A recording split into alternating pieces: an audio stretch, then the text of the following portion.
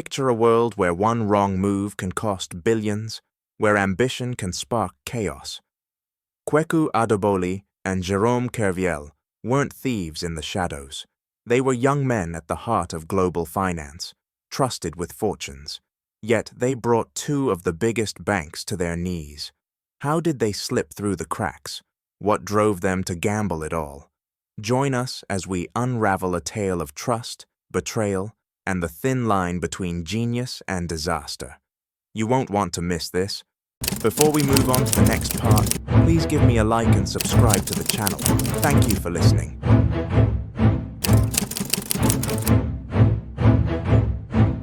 Imagine two young men, each chasing a dream in the glittering world of finance. Kweku Adoboli and Jérôme Kerviel weren't criminals in the usual sense. No guns, no masks. Yet, they shook the foundations of global banking.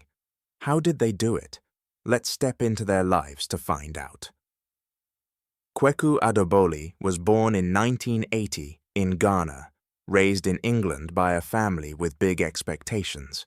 His father, a former United Nations official, taught him to aim high. Adoboli excelled, graduating from the University of Nottingham with a degree in computer science and management. In 2003, he joined UBS, a Swiss banking giant, in London. By 31, he was a rising star, living in a sleek apartment, charming colleagues with his energy. At UBS's Delta One desk, he traded exchange-traded funds, tools meant to track market indexes safely. To everyone, Adoboli was on top of the world. Across the channel, Jérôme Kerviel's story was different. Born in 1977 in Brittany, France, he grew up far from the spotlight. With a master's in finance from Lumière Lyon, University, he dreamed of conquering Paris. In 2000, he landed a job at Société Générale, one of Europe's largest banks. Starting in the back office, Kerviel learned the nuts and bolts of banking systems. By 2005, at 28, he was a derivatives trader, working with complex financial contracts. Quiet, almost invisible among flashier colleagues, Kerviel felt he had something to prove. Both men thrived in finance's high-stakes arena, where fortunes turn in seconds. UBS and Société Générale were titans, but beneath their polish lay pressure, relentless, unforgiving. Adoboli and Kerviel were smart, trained to navigate this world. So what pushed them off course? Was it ambition, fear, or a single choice that snowballed? Their stories aren't just about money, they're about human nature, trust, and systems that can fail. As we dig deeper, we'll uncover how these two men bent the rules and what it cost. But for now, picture them. Adoboli, the charismatic go-getter; Kerviel, the quiet underdog. Two lives, one question. What happened next? Now picture a trading floor, screens flashing, phones buzzing, and pressure thick as fog. This was the world of Kweku Adoboli and Jérôme Kerviel, where they didn't just play the game, they rewrote the rules. What did they do? How did they pull it off? And what drove them to risk it all? Let's peel back the curtain on their secret moves and the thoughts swirling in their heads. Adoboli worked at UBS's Delta One desk in London, trading exchange-traded funds, products designed to mirror market indexes with minimal risk. But around 2008, he started bending the rules. His trades, meant to stay under a $25 million limit, ballooned far beyond. When losses crept in, he didn't stop. Instead, he created fake trades, about 300 over 3 years, logging imaginary profits to mask the red ink. By September 2011, his bets unraveled, leaving UBS reeling. He'd used the bank's trust and a loose system to hide his tracks, thinking he could fix it before anyone noticed. In Paris, Kerviel was playing a bigger, bolder game. At Société Générale, he traded derivatives, contracts tied to stock market indexes. His job was arbitrage, profiting from tiny price gaps, always balancing bets to stay safe. But in 2007, he threw caution aside, piling up unbalanced positions worth 50 billion euros, more than the bank's entire capital. To cover it, he forged over 1,000 fake trades, crafting a web of virtual accounts that fooled the system. By January 2008, the market turned and his house of cards collapsed. Kerviel's edge, years in the back office, taught him every loophole. Compare their moves. Adoboli's scheme was quieter, leaning on UBS's lax oversight and his charm to avoid suspicion. Kerviel was a mastermind, exploiting his insider knowledge to outsmart high-tech controls. Adoboli stretched his fraud over 3 years. Kerviel packed his into one, but at 4 times the scale. Both gambled bigger each time they lost, trapped in a cycle they couldn't break. What was in their minds? Adoboli felt the weight of expectation. He'd told friends he wanted to be UBS's star, erasing losses from the 2008 crisis.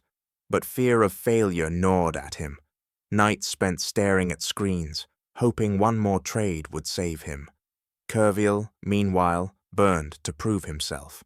Passed over for flashier colleagues, he wrote later, "I needed them to see my worth." His bets grew reckless, fueled by pride, then panic as losses mounted. Neither sought personal cash. Adoboli chased glory. Kerviel craved respect. Their tricks exposed cracks in the system. Banks too big, too trusting. But their motives? That's where the real story lies. They weren't thieves in the dark. They were men chasing shadows of success, blind to the cliff ahead. So what happened when the truth came out? That's where we go next. Step into the aftermath, where the actions of Kweku Adoboli and Jérôme Kerviel left scars on the financial world. Their hidden games were over, but the damage was just beginning. How deep did it cut? Who shook the system more? And what can we learn from the wreckage? Let's trace the ripples they caused and weigh their danger. Jérôme Kerviel's bombshell hit Société Générale in January 2008. His unchecked bets, worth 50 billion euros, led to a 4.9 billion euro loss, then the largest trading fraud ever. The bank scrambled to sell off his positions, sparking a 6% plunge in European markets in a single day. If undetected longer, Kerviel could have bankrupted Société Générale, a pillar of French finance. Economist Nouriel Roubini said it plain. One man nearly toppled a giant. That's a warning we can't ignore. Beyond money, Kerviel's defiance lingered. He blamed the bank, claiming they ignored his wins. Even after 3 years in prison and a reduced fine of 1 million euros, he stood unbowed, a symbol of rebellion.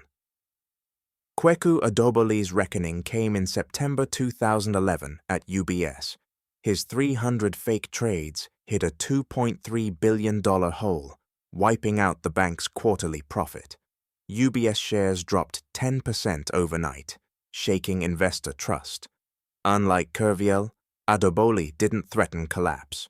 UBS was too big, but his breach stung a system still raw from 2008's crash. Risk expert Andrew Haldane noted, Adoboli showed even safe desks can burn you. Facing justice, he owned his guilt, saying, "I lost control." 7 years in prison followed, but no fine, and by 2015, he was free, quietly rebuilding his life. Stack them up. Kerviel's scale dwarfs Adoboli's, 4.9 billion euros to $2.3 billion, a market quake versus a tremor. Kerviel risked a bank's survival. Adoboli dented one's pride. Yet Adoboli's crime, in a low-risk unit, exposed a subtler threat. No corner is safe if trust is blind. Compare them to Nick Leeson, who sank Barings Bank in 1995 with $1.4 billion. Kerviel outdid Leeson's chaos, but Adoboli's stealth rivaled his cunning. journalist Felix Salmon summed it up. Kerviel was a storm, Adoboli, a crack in the foundation. The bigger lesson cuts deeper. Kerviel's case tightened global rules, birthing stricter laws like Basel III. Adoboli's pushed London to rethink oversight. Both showed banks lean too hard on unchecked talent. Philosopher Nassim Taleb put it best. They weren't villains, just cogs in a machine that rewards recklessness. Their danger wasn't just money lost, but faith broken. So, who was worse, Kerviel for his sheer destruction, or Adoboli for proving nowhere safe? Maybe the real threat is a system that let them thrive, and that's a question we're still answering.